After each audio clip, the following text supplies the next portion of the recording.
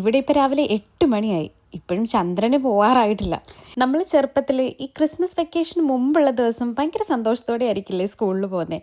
അങ്ങനെ ഒരു സന്തോഷത്തിലാണ് ഞാനും ഇന്ന് ജോലിക്ക് പോകുന്നത്. കാരണം ഇനി അങ്ങോട്ടൊരു 6 ദിവസത്തേക്ക് ഞാൻ ലീവായിരിക്കും. ഇന്നെൻ്റെ വർക്ക് പ്ലേസിൽ എത്തിയപ്പോഴേക്കും എന്നെയും കാത്ത് കുറച്ച് ഗിഫ്റ്റ്സ് എൻ്റെ ടേബിളിൽ ഇരിപ്പുണ്ടായിരുന്നു. അതുമാത്രമല്ല, ഇന്ന് ഞങ്ങൾക്ക് എല്ലാവർക്കും അവിടുന്ന് തന്നെയായിരുന്നു ലഞ്ചും. അങ്ങനെ ജോലിയൊക്കെ കഴിഞ്ഞ് നേരത്തെ തന്നെ ഞാൻ ലോഗൗട്ട് ചെയ്ത് വീട്ടിലെത്തി എൻ്റെ ഗിഫ്റ്റ്സ് എല്ലാം ഞാൻ എടുത്ത് നോക്കി. ഇന്ന് ക്രിസ്മസ് ഈവാണ്.